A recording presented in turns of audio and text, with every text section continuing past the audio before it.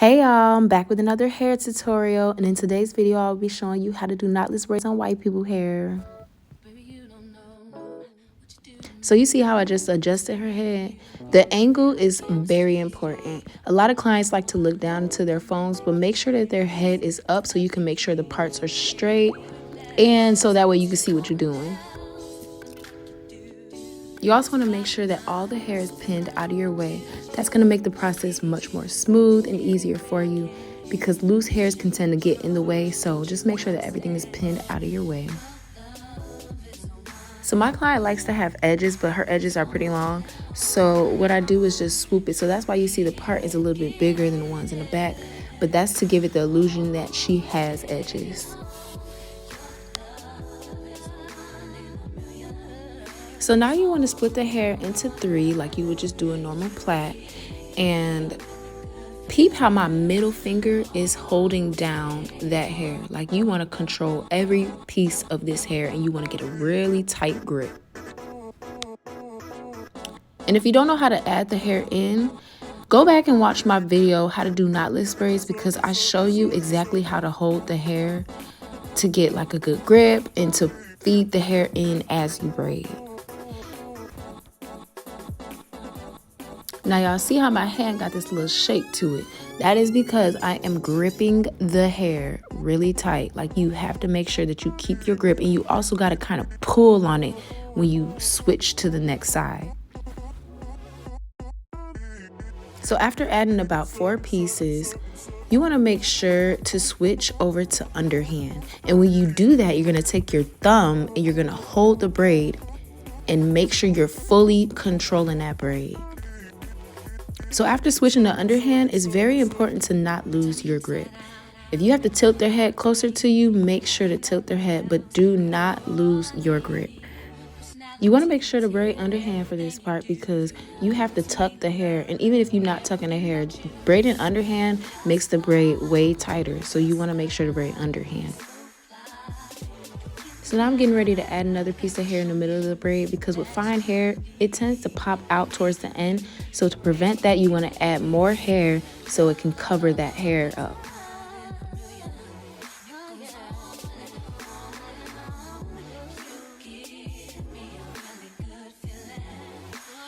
Now right here, I'm adding some gel to the ends of her hair just to make sure those pieces do not pop out, because I'm trying to tell y'all, straight hair will pop straight out of them braids.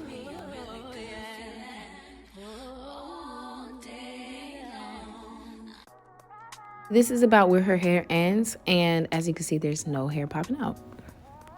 I did another angle for you guys because I just really want you to see what my fingers are doing, so pay attention to how my fingers is controlling this. But you want to start once again with splitting the hair into 3, and you're going to hold that first side down with your middle finger, and then you're going to grab with your pointer and your thumb.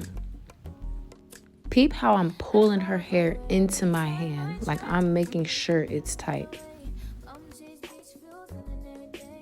Another way that you could keep your grip is by pressing your fingers together when you're grabbing a piece of hair. That's going to make sure that you keep your grip, it doesn't loosen up, and the braid is going to be intact. So y'all see how my index, thumb, and middle finger is shorter than the rest of my fingers? That's called braider's nails. It's important to have short nails while braiding. That's how you get neat work. Now, I really want you guys to just pay attention to how I switched this braid to underhand. I really wish I had a higher ring light, but I don't, so I'm sorry, y'all. This is the highest angle I could get.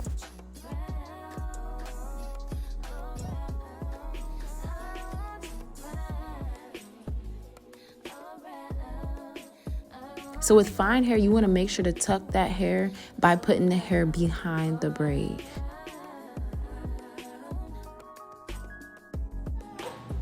Oh no, It's hold worth on. it, I though. need you to leave that part up there. Oh. You saw what? Yeah, it feels good though. It's a good type. It's not like a chica. It's a good type. Okay, I just wanted y'all to hear how she said her hair felt tight. Just so y'all know, yes, these braids are tight. She's going to have longevity with this style. And yeah, I just really wanted y'all to know, like, the braids is tight, okay?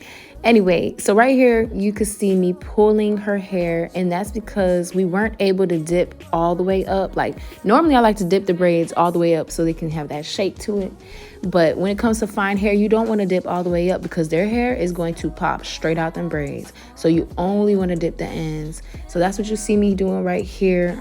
I had already dipped the ends, but now I'm just going back and pulling on each braid to make sure they're straight, because if you know, then you know that them braids is going to be kind of crinkly if you only dip the ends.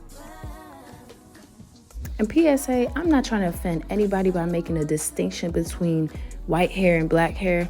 I am showing you guys how to do white people's hair because their hair is very fine, silky, and it's much different than doing black people's hair. So it is a technique that you want to know how to do so you can still get that nice, clean finish. Y'all, look at these braids. You can't tell me, honestly, like, it is important to do these steps and techniques because you can't tell, like, it just looked like normal braids.